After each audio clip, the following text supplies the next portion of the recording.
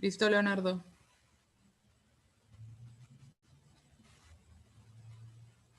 Para terminar el primer día de la primera semana internacional de investigación, presentamos la tercera conferencia magistral del día. El doctor candidato es Estado de Derecho y Gobernanza Global en la Universidad Salamanca de España. Tiene un diplomado de estudios avanzados en el doctorado en Filosofía, Logística y Estética, con especialidad en Filosofía Jurídica y Política en la Universidad de Salamanca, España. Estudios de doctorado en Derecho Constitucional, Universidad de Castilla-La Mancha, España, Universidad Autónoma de Baja California. Maestría en Derecho Corporativo Internacional, CETIS Universidad, Campus Mexicali. Licenciado en Derecho, Universidad Autónoma de Baja California, Campus Mexicali. Su experiencia profesional: vicerrector, Campus Mexicali, Universidad Xochicalco. Director de Programa de Derecho, profesor TC Investigador, CETIS Universidad, Campus Mexicali. Abogado asociado, Despacho de Hoyos y Compañía. Asesor jurídico en el Instituto Estatal Electoral de Baja California. Asesor jurídico del GPPAN de la Legislatura del Estado de Baja California. Jefe del Departamento de Profesión del Estado, Sistema Educativo Estatal, Dirección de Estudios y Proyectos Legislativos, Secretaría General de Gobierno del Estado. Y nos va a hacer la presentación de su plática, de su charla, su conferencia, La métrica de la justicia, el derecho a la ciudad como variable de los derechos sociales. Damos la bienvenida al maestro Basilio Martínez Villa, Universidad Xochicalco, México. Muchas gracias. Adelante. Hola, ¿qué tal? Muy buenas tardes. Leonardo, agradezco tu presentación.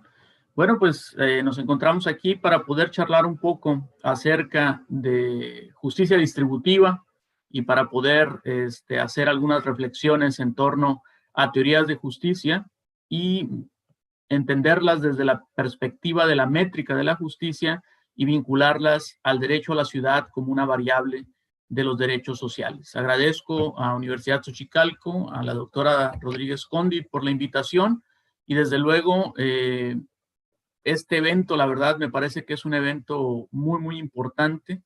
Aprovecho la ocasión para felicitar a todos los participantes y organizadores porque me parece que es un foro muy apropiado para poder intercambiar ideas de diferentes disciplinas y eso enriquece desde luego la perspectiva y el análisis de la educación a nivel superior. Bien, sin más, voy a compartir pantalla con ustedes para poder llevar un apoyo en la expresión de ciertas ideas que me interesa compartirles esta tarde. Como ya lo mencionó Leonardo, el tema de hoy es la métrica de la justicia, el derecho a la ciudad como variable de los derechos sociales. Antes que nada, me gustaría, a manera de preámbulo, compartirles esta cita, ¿sí?, de John Roemer en su libro Teorías de Justicia Distributiva. Él, si bien es un economista y hace un análisis desde la perspectiva económica de las teorías de justicia distributiva, nos dice algo que a mí me parece muy interesante. Y nos dice, si bien es cierto que traducir desde un punto de vista filosófico temas de justicia distributiva implica volverlos de manera práctica, de manera real, en políticas sociales de carácter factible, ¿sí?, debe de ser una actividad bastante interesante, pero sin embargo, nos dice, los nuevos conceptos clave en los últimos 30 años de la teoría de justicia distributiva, y hace mención a algunas categorías específicas como bienes primarios, funcionamientos y capacidad, haciendo alusión precisamente a Amartya Sen, ¿sí?, responsabilidad en sus varias formas, justicia procedimental versus justicia de resultados, haciendo alusión, entre otros, a John Rawls, Mitford, dice, todas han provenido de una manera filosófica de pensar. Y en este sentido me interesa hacer una declaración de principio. Si bien es cierto que vamos a tratar de aportar algunos elementos que vinculan estos umbrales de lo que es las teorías de justicia distributiva con el derecho social y con una perspectiva jurídica, me interesa también mencionar que por una deformación profesional siempre el aspecto filosófico juega un papel importante en este planteamiento. ¿Cuál es el planteamiento? Bueno, el planteamiento es tratar de contestar a una pregunta sencilla. ¿Qué tipo de derecho es el derecho a la ciudad? Y la propuesta es una aproximación desde dos modelos de justicia distributiva, ¿sí? Lo que pretendemos o a lo que aspiramos es a enlazar la justicia distributiva y el derecho a la ciudad o alguna esfera o dimensión de este con la justicia distributiva. Utilizar el término justicia nos puede llevar, desde luego, a una polisemia de significados, pero es importante establecer que principalmente en el mundo anglosajón existen connotaciones del término que se refieren a aspectos de justicia distributiva, específicamente al cómo se deben repartir las cargas, las obligaciones, los derechos y las prerrogativas al interior de la sociedad para poder referir un reparto justo de responsabilidad. Esto es algo muy importante de establecer porque algunas personas pudiéramos vincular el término justicia desde la perspectiva jurisdiccional, algunas personas lo podríamos vincular desde una perspectiva conmutativa, etcétera. Específicamente, para efectos de este trabajo, nosotros estamos hablando de justicia distributiva desde la perspectiva de la distribución de las cargas, obligaciones, derechos y prerrogativas al interior de la sociedad para quienes la componemos, quienes la integramos. En ese sentido, ¿sí?, utilizar un criterio o métrica para dicha distribución se torna relevante. John Rawls y Amartya Sen han sido dos autores de referencia cuando se trata el tema relativo a la métrica de la justicia y han desarrollado sus planteamientos de manera muy completa. El primero, John Rawls, dentro de su teoría de la justicia y dentro de su obra Justicia como Equidad, nos habla de los bienes primarios. El segundo, Amartya Sen, en su obra El desarrollo como libertad y en la más reciente La idea de la justicia, presenta el enfoque de las capacidades. Rawls propone en su modelo de teoría ideal concentrarnos en los fundamentos constitucionales para materializar su propuesta. Sen, por su parte, sostiene que el requerimiento de un Estado democrático para el desarrollo de este modelo. En esta ponencia se sostiene la tesis de que la Constitución, entendida en sentido material y jurídico, implica que las leyes secundarias pueden ser más decisivas que la propia Constitución y que en estas es en donde una métrica para la justicia puede ocupar un sitio como criterio para garantizar la justiciabilidad de los derechos sociales o del mínimo vital. Ahí la parte esencial del planteamiento. Queremos vincular las teorías de la justicia distributiva de Rawls y de Sen a una teoría de la Constitución y a las leyes que emanan de esta para poder hacer más decisivo el propio ordenamiento, de manera que podamos hablar del derecho a la ciudad como una variable de derechos sociales. Amartya Sen, por su parte, propone el enfoque correspondiente en el caso de la ventaja social para la evaluación totalizadora, así como para la elección de las instituciones y de la política, que considera conjuntos de capacidades individuales, como si se constituyeran una parte indispensable y central de la base de información pertinente de tal evaluación. ¿Y a qué me refiero? Amartya Sen tiene dos conceptos específicos que me gustaría traer a colación. En su enfoque de las capacidades, Amartya Sen nos habla de las funcionalidades o de los funcionamientos y nos habla también de las capacidades. Si nosotros entendemos los funcionamientos como una atribución de carácter más general, de carácter más grueso, pudiéramos decir precisamente que esta perspectiva se complementa y se puede en un momento determinado enriquecer con un enfoque de capacidades. ¿Qué quiere decir esto? Que cuando nosotros hablamos de, por poner un ejemplo, una persona que tiene el derecho y la prerrogativa de alimentarse, podemos estar hablando de un funcionamiento básico, ¿sí? La capacidad de nutrirse.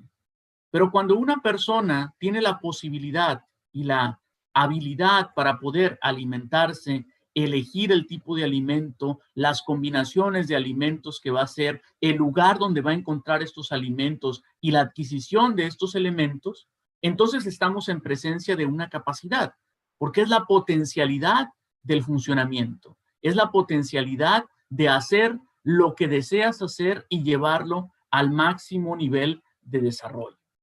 Por otra parte, ¿sí?, tenemos en contraste el esquema de los bienes primarios que John Rawls propone, en donde él nos dice que los bienes primarios son aquel catálogo de bienes básicos esenciales conforme a una rúbrica para poder alcanzar un cierto nivel o calidad de vida. Y precisamente cuando nosotros hablamos de estas dos métricas, la métrica de las capacidades y la métrica de los bienes primarios, podemos reconocer precisamente algunas características y prerrogativas que nos van acercando a la reflexión acerca del derecho a la ciudad como una variable. Me gustaría hacer aquí una precisión o una nota metodológica.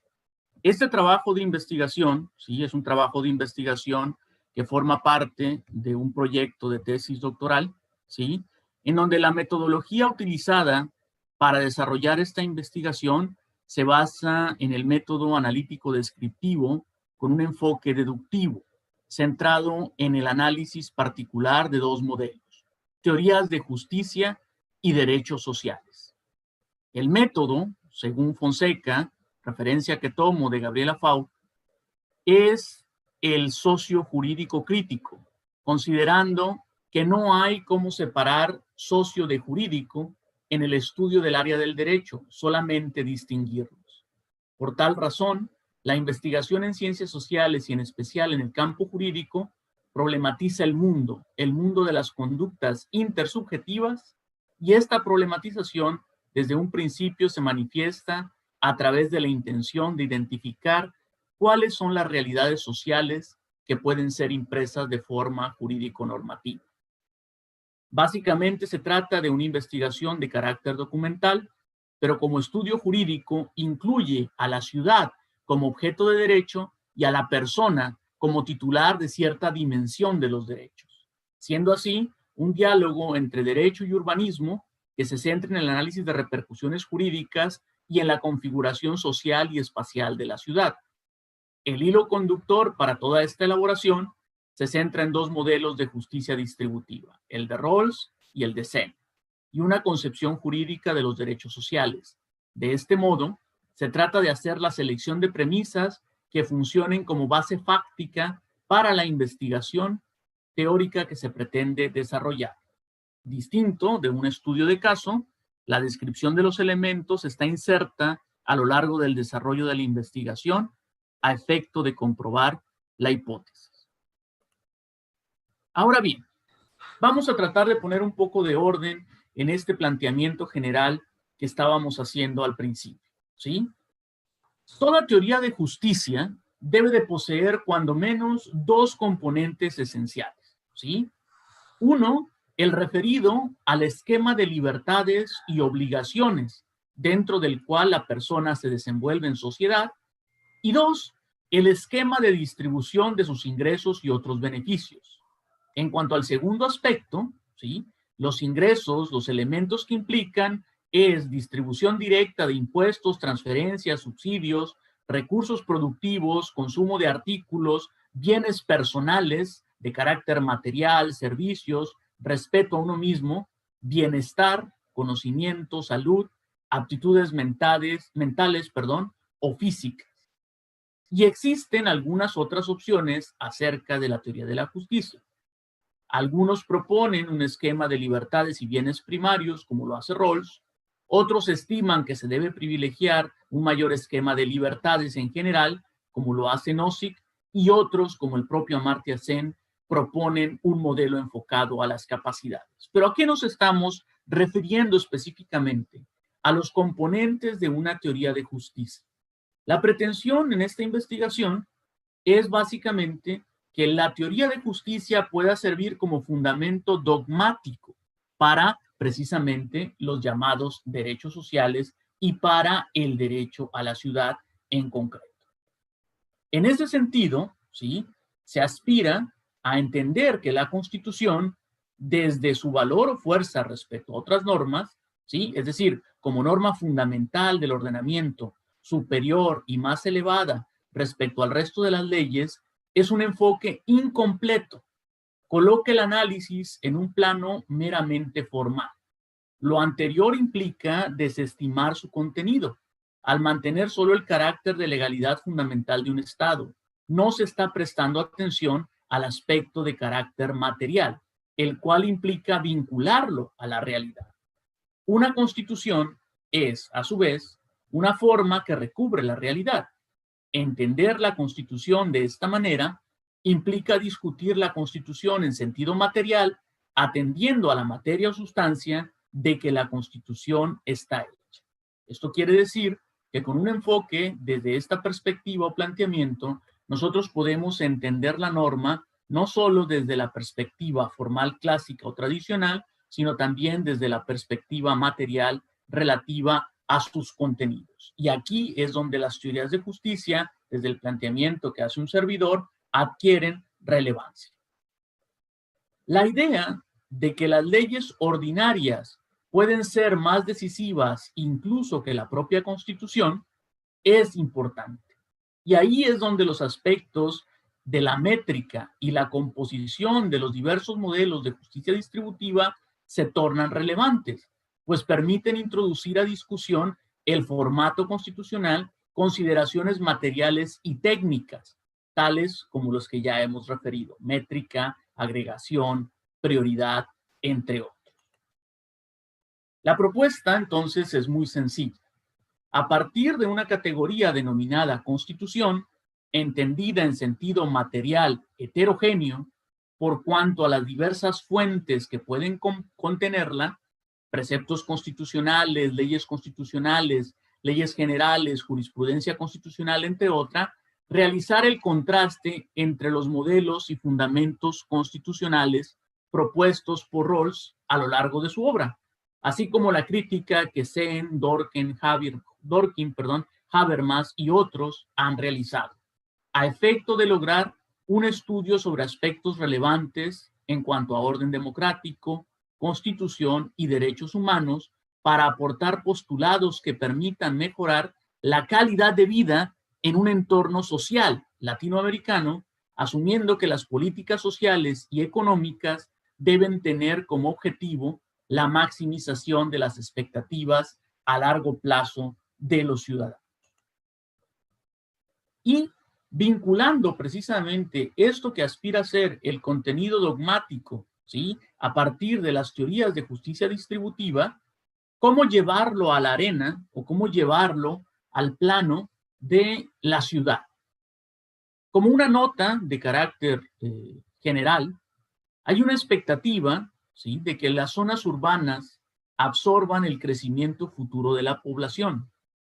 La tasa de urbanización llegará al 65% para el 2050, según datos de la UNESCO. Así, la labor de ordenación de las zonas urbanas se ha convertido en uno de los retos más importantes del siglo XXI. Si se concibe a las ciudades de manera potencial como un espacio con riqueza y diversidad económica, ambiental, política y cultural, podremos sostener de manera derivada que el modo de vida urbano influye sobre el modo en que estableceremos vínculos con nuestros semejantes y con el territorio. Existe, sin embargo, una perspectiva en sentido opuesto a esas potencialidades, la cual percibe a los modelos de desarrollo implementados en la mayoría de los países con economías emergentes o en vías de desarrollo como aquellos que establecen niveles de concentración de renta y de poder que generan pobreza y exclusión y que contribuyen a la depredación del ambiente, acelerando los procesos migratorios y de urbanización, la segregación social y espacial y la privatización de los bienes comunes y del espacio público. Y ahí, en este apartado, es donde se empata precisamente una métrica de la justicia. ¿Cómo podemos establecer cargas, obligaciones, prerrogativas y derechos a la persona como parte de un entorno de carácter social cuando tenemos una realidad que es el espacio donde se desenvuelve y donde a la vez convergen, ¿sí? Y de manera simultánea se establecen características que generan pobreza y exclusión por una parte, segregación social y espacial y privatización de bienes comunes o del espacio público. Estos procesos a los que me he referido, nos dice precisamente la Carta Mundial por el Derecho a la Ciudad, favorecen la proliferación de grandes áreas urbanas en condiciones de pobreza, precariedad y vulnerabilidad ante los riesgos naturales. Las ciudades están lejos de ofrecer condiciones y oportunidades equitativas a sus habitantes. La población urbana, en su mayoría, está privada o limitada en virtud de sus características económicas, sociales, culturales, étnicas, de género y de edad, para satisfacer sus más elementales necesidades y derechos. Contribuye a ello las políticas públicas que, al desconocer los aportes de los procesos de poblamiento popular a la construcción de ciudad y ciudadanía, violentan la vida urbana. Y continúa la carta cuando se refiere a procesos de urbanización precarios.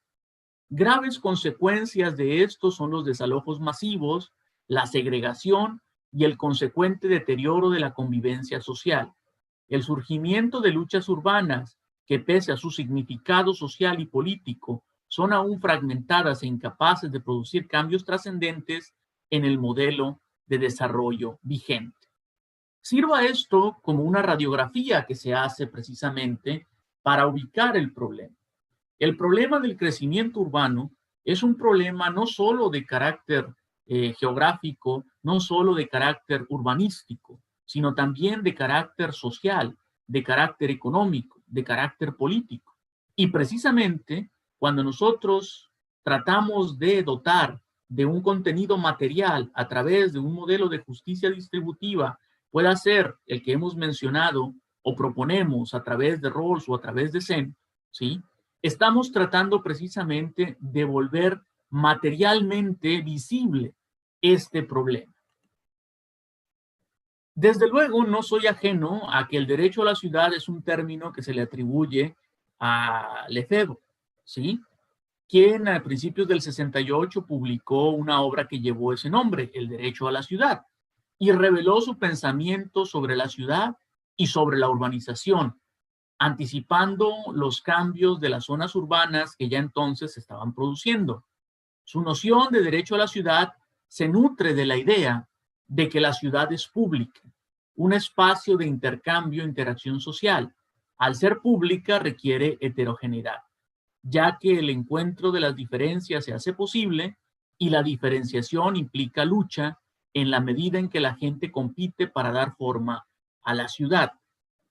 Cabría preguntarse si estos temas que fueron desarrollados por Lefebvre nos siguen siendo totalmente pertinentes.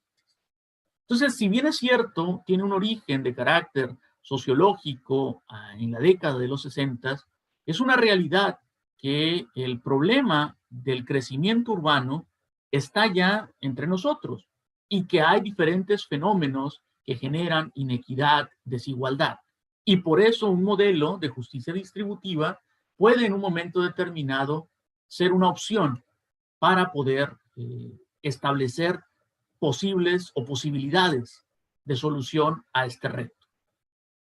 Para algunos autores, la connotación de derecho de la ciudad implica preponderantemente espacio público. Este enfoque, más que ver en la ciudad un derecho subjetivo, considera la ciudad como espacio público que expresa la democracia en su dimensión territorial, además de ser un espacio de uso colectivo en el que los moderadores de la ciudad deben sentirse libres e iguales, donde la colectividad convive y encuentran expresión y diferencias que coexisten en el entorno, atribuye la mayor carga para para el adecuado desarrollo de esta prerrogativa al Estado a través del diseño e implementación de políticas públicas. Concebir el derecho a la ciudad como un derecho humano emergente, es decir, como un nuevo derecho que surge producto del desarrollo o grado de avance en la sociedad para dar respuesta a situaciones no contempladas hasta ese momento, podría parecer una respuesta adecuada, pero me parece que no es suficiente toda vez que no lo concretiza, no lo dota de contenido dogmático, ni lo configura positivamente. Y aquí me permito hacer referencia, por ejemplo, al documento de Hábitat y de la UNESCO del Foro de Sao Paulo, en donde se estableció hace aproximadamente 5 años, por parte de los participantes en las diferentes mesas, donde ellos estaban mencionando de manera reiterada en diferentes ponencias que es necesario materializar el derecho a la ciudad, es necesario positivizar el derecho a la ciudad, es necesario convertirlo en derecho positivo, que no basta que sea una referencia de carácter doctrinal y que no basta que sea solo una referencia de carácter cultural. Sin embargo, y esto también es un aspecto importante que se debe de mencionar, UNESCO y Hábitat han manifestado de manera reiterada que ellos no aspiran que el derecho a la ciudad se convierta necesariamente en derecho positivo desde el punto de vista de la teoría del derecho, sino que ellos aspiran a que sea una noción de carácter cultural general que permita que se puedan asumir políticas públicas en donde se pueda materializar a través de esas políticas la implementación de una noción de carácter social acerca de lo que debe de ser un crecimiento urbano ordenado y humano. Entonces, a final de cuentas, este es un tema importante porque la pregunta que nos hacíamos al inicio del planteamiento era, ¿qué tipo de derecho es el derecho a la ciudad? Estamos hablando de un derecho humano emergente, de un derecho social, de un derecho colectivo o simplemente de una intención de carácter ético, de carácter moral y con una finalidad de orden político. Entonces, ahí es donde se vuelve importante hacer esta reflexión. Abundo sobre el tema. ¿Qué tipo de derecho es el derecho a la ciudad? El derecho a la ciudad ha sido utilizado recientemente en una serie de discusiones muy variadas de tipo académico. Temas como el aburguesamiento o gentrification de zonas urbanas, la inmigración, la habitación, la ciudadanía, el espacio público urbano y la exclusión social. Mientras ha habido una considerable erudición respecto de quién debe tener derecho a la ciudad y qué podría significar el derecho a la ciudad para políticas urbanas más democráticas, ha habido poca conversación acerca de los derechos en sí mismos. El derecho a la ciudad se mantiene como una caja negra. De ahí que se vuelva pertinente preguntarse qué tipo de derecho es el derecho a la ciudad. ¿Es un derecho socioeconómico? ¿Es un derecho de libertad? ¿Es un derecho humano? ¿Es un derecho individual o es un derecho colectivo o social? ¿Es un derecho legal o es un derecho moral? ¿O son derechos simultáneos y son mesurables? Y aquí el tema de la mesurabilidad es importante. Precisamente, si nosotros hacemos referencia, como lo haré en un momento más, a algunas teorías del derecho que están vinculadas con la materialización del principio y de la directriz en términos de Dworkin y en términos de Alexis, es precisamente donde pudiéramos encontrar un camino, desde mi punto de vista, que nos pueda ayudar a vincular el contenido dogmático de una teoría de la justicia con el derecho a la ciudad como una noción, pero que se pueda concretizar en un tipo de derecho específico. Les comentaba, y abundo un poquito más, siguiendo al doctor Cruz Parcero, en su obra El lenguaje de los derechos, él nos hace algunas referencias que me interesa rescatar. Él dice, bueno, el problema de los derechos sociales es que el derecho social mencionado de esa manera, como tal, sirve para poder hacer declaraciones de carácter político y sirve para poder hacer declaraciones de carácter moral. Eso es un espacio muy amplio en el que se puedan hacer consideraciones acerca del derecho. Si se dice que el derecho a la educación es un derecho social, se pueden hacer múltiples consideraciones de carácter político y de carácter cultural en la noción de un derecho social denominado educación. Si alguien habla, por ejemplo, del derecho a la salud, también se pueden hacer múltiples manifestaciones de carácter ético y moral, así como de carácter político, acerca del derecho a la salud. Y él lo que nos dice es, a final de cuentas, el problema de asumir un concepto amplio de derecho social con estas características radica principalmente en que podemos hacer múltiples manifestaciones, pero no queda establecido con precisión de qué tipo de derecho estamos hablando. Y me parece que esa noción que Cruz Parcero nos propone acerca de los derechos sociales desde el punto de vista crítico es también aplicable a la noción de derecho a la ciudad. ¿De qué tipo de derecho estamos hablando? Y entonces, él nos dice, es necesario descomponer en las distintas relaciones que están implícitas en el concepto. Es decir, se refiere a relaciones jurídico-positivas o a relaciones ético-políticas. Y entonces él utiliza el ejemplo del derecho a la salud, que si mal no recuerdo, palabras más, palabras menos, lo que nos dice es, bueno, el derecho a la salud es una prerrogativa constitucional en México, ¿sí? Pero, ¿a qué nos estamos refiriendo específicamente cuando hablamos del derecho a la salud? Estamos hablando del derecho a pertenecer a un sistema de salud pública que nos podrá recibir y atender cuando se requiera por condición personal. Nos estamos refiriendo al derecho de que el Estado pueda proveer los elementos necesarios para que podamos ser intervenidos en caso de necesitarlo a nivel quirúrgico. Nos estamos refiriendo a el recibir medicamentos a efecto de poder atender nuestra condición permanente de salud, etcétera, etcétera. Y entonces nos dice, el derecho a la salud como categoría general es un derecho muy amplio que necesita ser descompuesto en las distintas relaciones que están implícitas en el concepto jurídico positivo o ético político. Y entonces él acude de alguna manera a la noción de la teoría de los derechos fundamentales de Robert Alexy, porque nos explica que es necesario distinguir, también como lo hace con otra variable Ronald Dworkin, lo que son derechos como reglas o directrices de los que son derechos que son principios, ¿sí? Y entonces nos dice, primero hablando de Dworkin para poder pasar luego a Robert Alexy, nos dice, en Dworkin nosotros tenemos los derechos que son principios y los principios se configuran de modo abierto.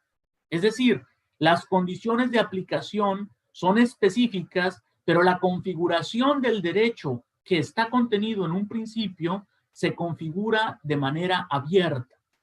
A diferencia de la norma o de la regla o directriz que se califica desde el punto de vista del deber con el logro efectivo de una finalidad o de un estado de cosas.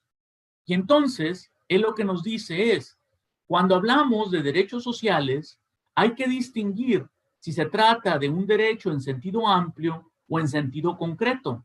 Todo derecho en sentido amplio ha de analizarse en términos de las relaciones jurídicas que implica, normas de acción versus normas de fin.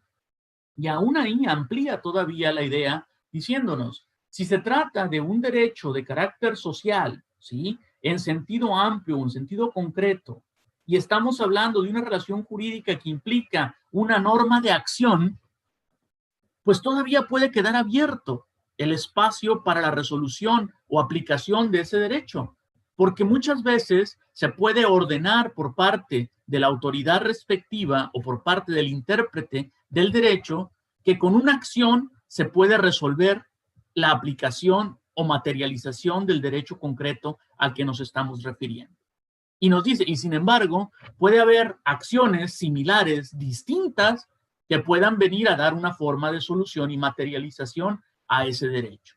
Por eso se vuelve tan importante el poder establecer si estamos hablando de un derecho en sentido amplio, en sentido concreto, a partir de las relaciones jurídicas que implica, porque la acción puede ser una acción específica, pero puede haber varias acciones específicas diferenciadas y que todas puedan de alguna manera materializar precisamente el derecho. Y estas deben de distinguir, por otra parte, de las normas que simplemente persiguen una finalidad y que no establecen con claridad cómo se puede materializar ese derecho. A eso se refiere por ser necesario descomponer en distintas relaciones el concepto de derecho social. Y cuando nosotros estamos hablando del derecho a la ciudad, tenemos que establecer entonces también nuestra declaración de principio. Tenemos que decir a qué derecho específico nos estamos refiriendo por derecho a la ciudad. Nos estamos refiriendo al derecho a disfrutar de un espacio público abierto, heterogéneo, o nos estamos refiriendo a especificidades que tienen que ver con la urbanización, que tienen que ver con el aburguesamiento o gentrification, como lo dicen los norteamericanos, de ciertas zonas que son zonas populares y que al ser zonas populares lo que se hace es desahuciar a los habitantes para invertir y volver ese lugar un lugar exclusivo para aquellas personas que tienen los medios para disfrutarlo. Es decir, los diferentes conflictos que el desarrollo urbano presenta implican una posibilidad material de poder hablar del derecho a la ciudad como una variable del derecho social, pero me parece que desde un punto de vista eminentemente de la dogmática se puede vincular a partir de la descomposición de estas relaciones del derecho social con las teorías de justicia a las que me he referido al inicio de este planteamiento. Por otra parte, ¿sí? Y ahí es donde se apoya precisamente algunos autores, específicamente un servidor, y tomándolo también de Cruz Parcero, que comparte esta visión.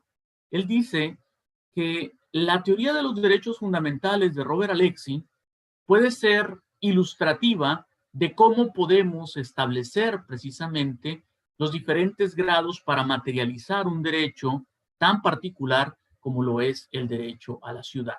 Y él dice, si bien es cierto, la teoría de los derechos de Robert Alexy está referida a los derechos fundamentales, podría aplicar a los derechos de carácter social. Y un servidor lo toma para decir, y de los derechos de carácter social a una modalidad específica o variable que son los derechos, el derecho a la ciudad.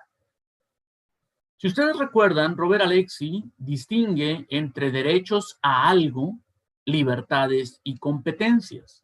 Y específicamente en la primera categoría, derechos a algo, distingue de los derechos a acciones negativas, que implican desde luego una abstención, ¿sí? Y derechos a acciones positivas y prestaciones, o prestaciones, que implican una acción por parte del Estado para poder facilitar y para poder generar los medios a efecto de que esa prerrogativa o ese derecho se pueda materializar. Y en ese sentido, Alexy nos dice, son derechos del individuo frente al Estado a algo que, si el individuo poseyera medios financieros suficientes y se encontrase en el mercado una oferta suficiente, podría obtenerlo también de particulares. Cuando hablamos de derechos sociales fundamentales, por ejemplo, el derecho a la previsión, el trabajo, la vivienda, la educación, se hace primariamente referencia a prestaciones en sentido estricto. Y aquí a mí me gustaría agregar precisamente, ¿sí?, el derecho a la ciudad. Pero surgen otras preguntas, ¿sí? Y esto es de carácter enunciativo, no es de carácter absoluto, ¿sí? La pregunta es, ¿existe una función social de la propiedad? Hablando precisamente de la urbanización, del crecimiento, de la política que el Estado debe de implementar para poder generar más armonía y equidad en el entorno urbano, ¿sí? La otra pregunta es, ¿la ciudad como lugar común implica comunidad? En alguna ocasión, y esto me viene a la mente, John Rawls, cuando hace su planteamiento en 1971 en su teoría de la justicia, precisamente hacía en el preámbulo, ¿sí? en la consideración previa de su teoría, una reflexión que, palabras más, palabras menos, decía: considero que todos los individuos formamos parte de una comunidad en donde el intercambio de actividades nos puede llegar a obtener mayores y mejores resultados. Pero posteriormente, cuando publica Justicia como Equidad, un replanteamiento, es decir, cuando cerca de 50 años después publica ese libro, que es prácticamente su libro antes de morir, él dice: en otro tiempo fui ingenuo, en otro tiempo consideraba que la ciudad era un lugar de comunidad. Ahora, después de todo lo que he visto y lo que he vivido, me doy cuenta que somos un grupo de individuos aislados. Entonces, la pregunta natural es, si vamos a hablar de un derecho a la ciudad como un derecho social, la ciudad como lugar común, el espacio público, ¿implica comunidad? Por otra parte, ¿sí? El acceso de las personas a la educación, la atención a la salud, la vivienda, fomenta las oportunidades en materia de productividad económica y gestiona de manera adecuada el efecto de la población sobre el medio ambiente en términos del desarrollo urbano. Y aquí precisamente surge otra pregunta.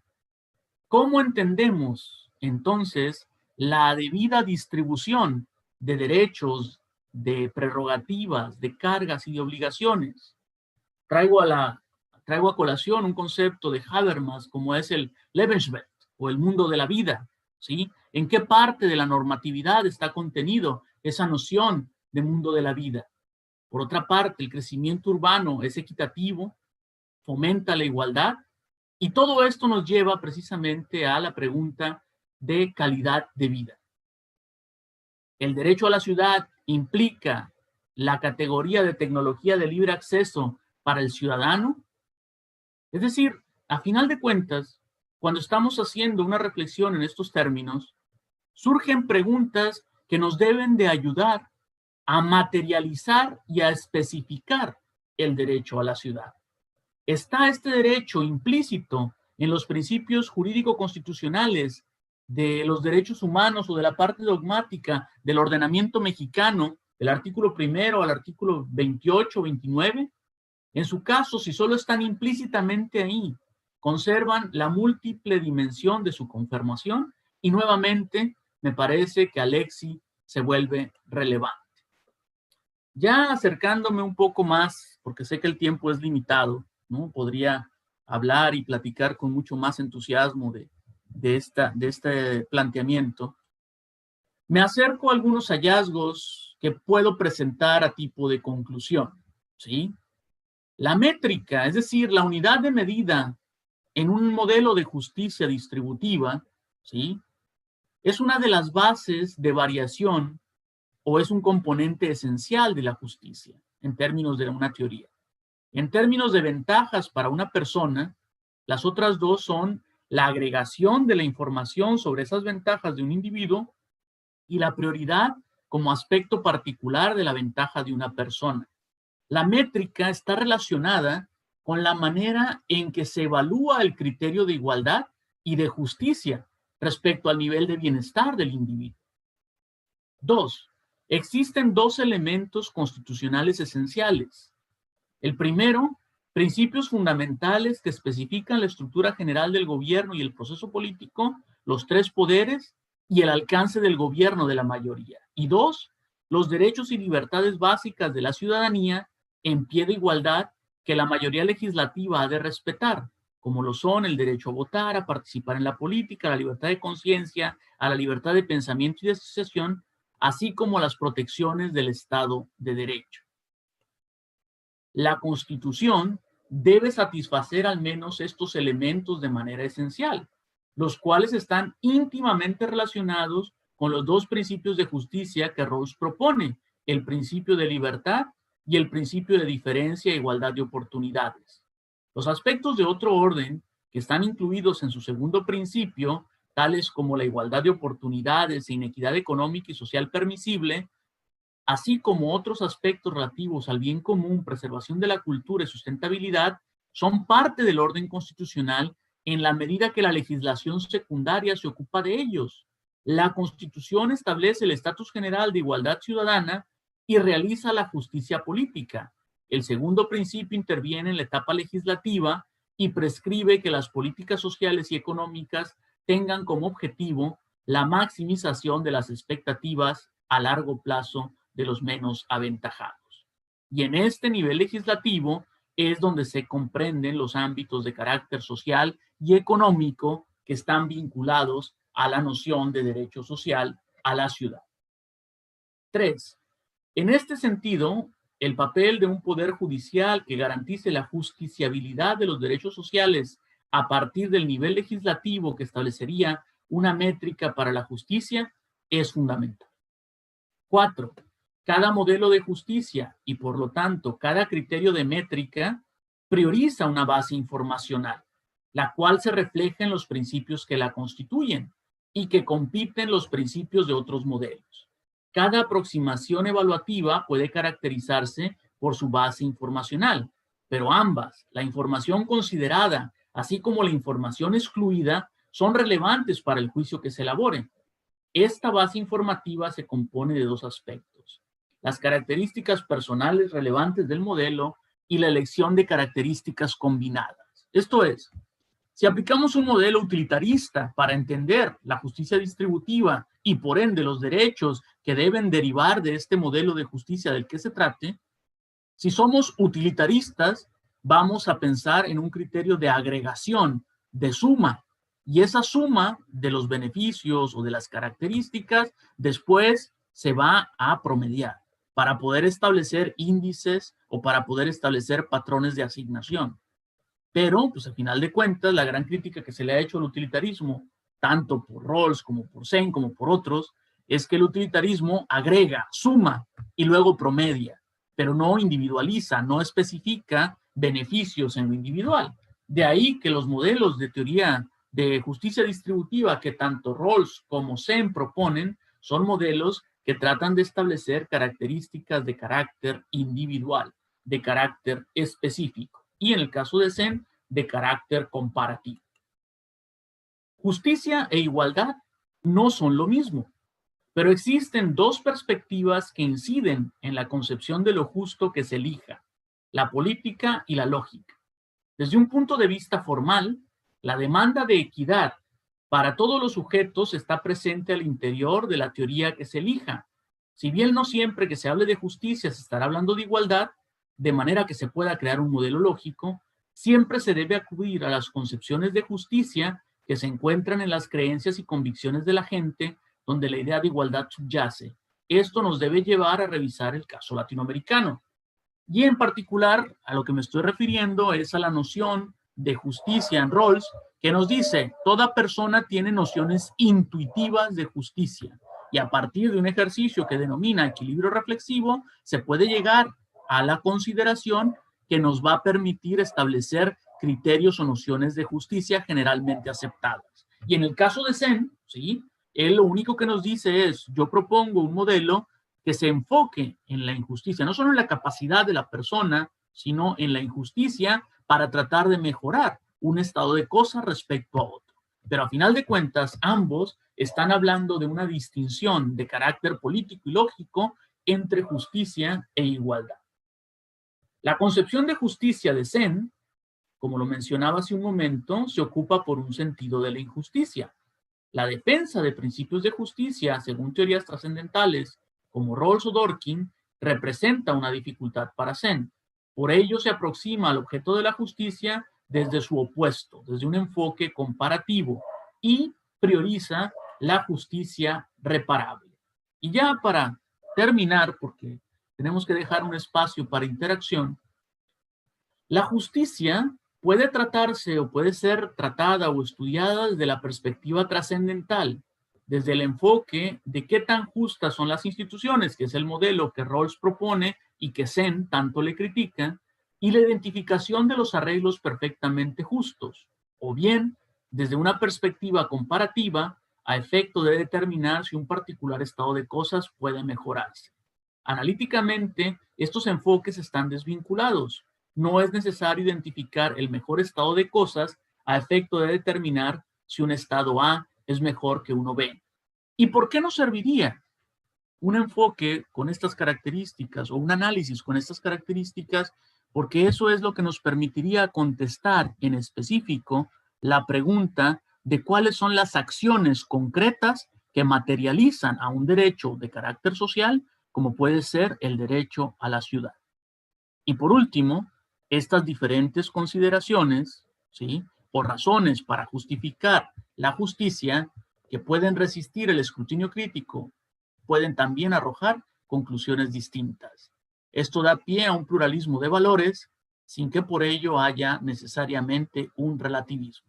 Por lo tanto, el tema del derecho a la ciudad me parece un tema relevante y me parece un tema que nos puede dar mucho de qué hablar. Pero bueno, hasta aquí el planteamiento de manera resumida, ¿no? Es un trabajo un poquito más amplio, pero esta es una buena ocasión para compartir algunas reflexiones. De mi parte sería la presentación, doctora Sinodal. No sé si hay algún planteamiento, pregunta, comentario. Excelente, doctor. Muchísimas gracias por su participación. Sí, tenemos una pregunta. Angie Eliana Vegas Rojas, desde Perú, dice, aquí en mi país, Perú, acaban de vacar al presidente. Hay mucho movimiento social y político. Ojalá dé algún comentario con respecto. Bueno, lo que podría comentar es que a final de cuentas, cualquier modelo de justicia distributiva, ¿sí?, está vinculado a la relación política y a la relación moral que se pueda tener de una particular concepción de lo que debe de ser una carga justa para los ciudadanos. Y estos espacios lo que nos permiten es reflexionar acerca de cómo podemos utilizar el calificativo de justicia referido precisamente a las cargas, derechos, prerrogativas y obligaciones de los ciudadanos. Y cómo desde un modelo comparativo, si seguimos el modelo de Amartya Sen, es un modelo que nos permite distinguir si el estado de cosas A es mejor que el estado de cosas B y por qué debemos de trabajar para que este estado de cosas prevalezca sobre aquel que tiene menores condiciones de calidad de vida.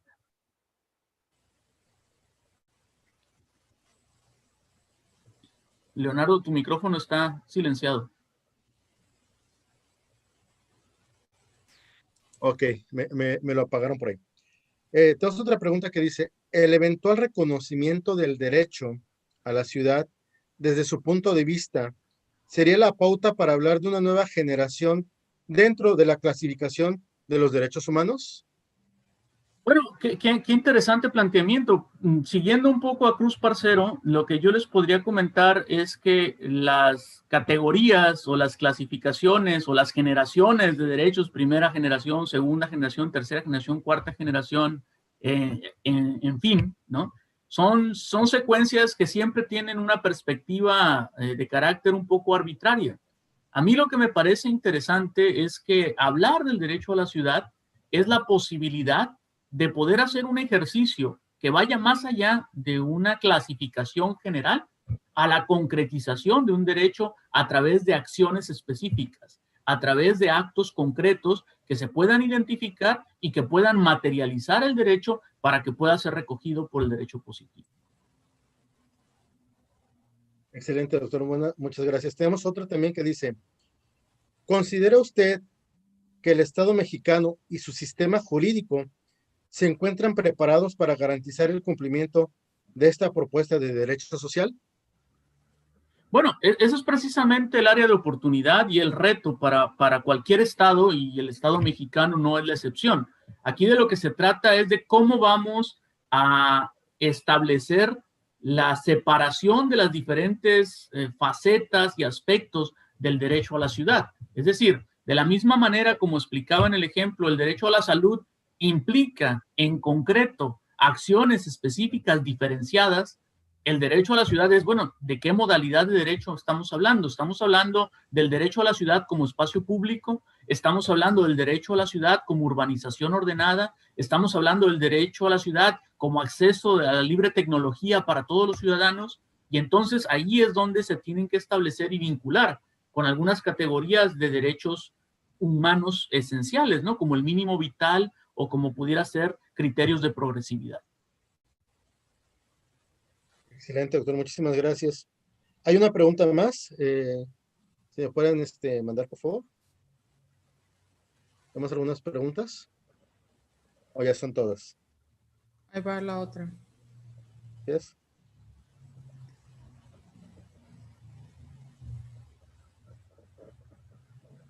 Muy bien. La siguiente pregunta nos dice Carlos González. No sé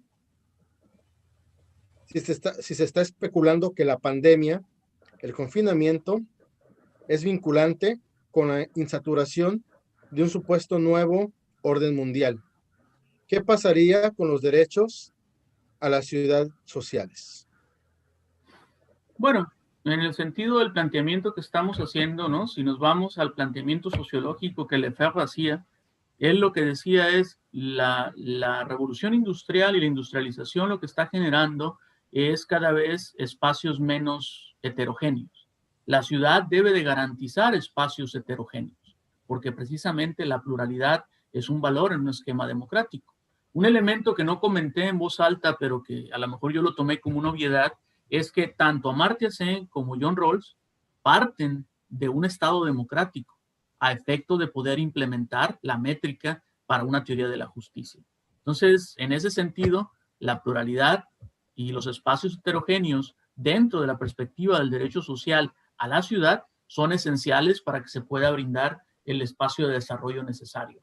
El reto siempre será cómo lo concretizas, cómo lo especificas, cómo lo reconoces de tal manera que no quede lugar a duda y que no quede solamente como un principio abstracto, sino cómo se va materializando de manera concreta. Esto en el orden de las preguntas es todo por el momento.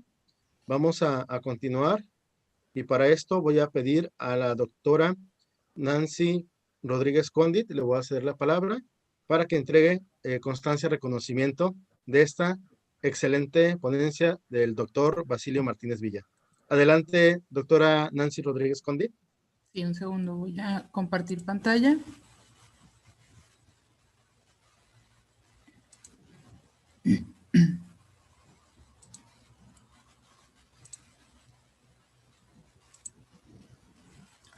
Perdón, me equivoqué, no es esa.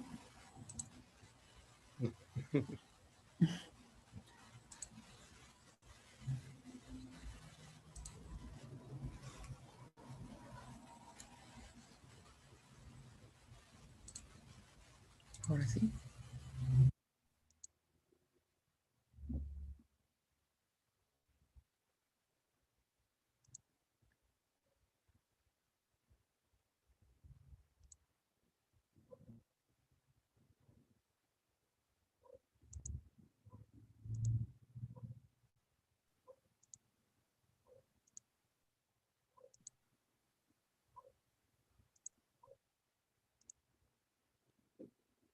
Perdón por las fallas técnicas. Muy bien, pues maestro Basilio, muchísimas gracias por compartir este tema tan interesante y a la vez innovador. Creo que, bueno, al menos en lo personal no había escuchado yo hablar de este derecho, ¿no? Obviamente no soy abogada, pero sí he escuchado mucho sobre derecho y no recuerdo haber escuchado sobre este tema. Me pareció muy interesante los planteamientos y bueno, esperemos que llegue a feliz término tu trabajo doctoral y pronto nos estés compartiendo ya tu grado. Y bueno, me permito hacer lectura a al reconocimiento que dice así: Universidad de Xochicalco otorga el presente reconocimiento al maestro Basilio Martínez Villa por su conferencia La métrica de la justicia, el derecho de la ciudad como variable de los derechos sociales. Ensenada, Baja California, a 9 de noviembre de 2020, firma una servidora. Muchísimas gracias. Le estaré haciendo llegar la constancia vía correo electrónico y en una oportunidad que tenga se la haré entrega de ella en físico. Muchísimas gracias, doctora. No, para mí ha sido un gusto, un placer. Espero que todas las personas que se dieron el tiempo para poder estar en esta charla les haya parecido interesante y desde luego que continuamos la conversación en otra ocasión. Muy bien, muchas gracias. Excelente. Bueno, con esto damos las gracias a la participación del doctor Basilio Martínez Villa. Con su conferencia cerramos este primer día de la Semana Internacional de Investigación, que la verdad ha estado muy interesante. En el transcurso del día nos esperan grandes cosas. Por eso los esperamos el día de mañana, 10 de noviembre a las 11, para seguir con el programa. Muchísimas gracias a todos los que participaron el día de hoy. Que tengan una excelente tarde-noche. Gracias. Hasta luego, buenas noches. Luego, buenas noches.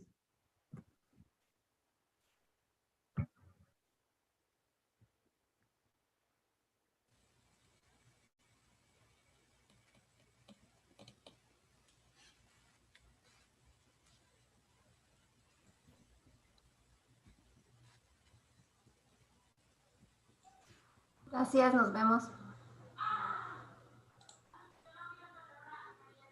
Buenas noches.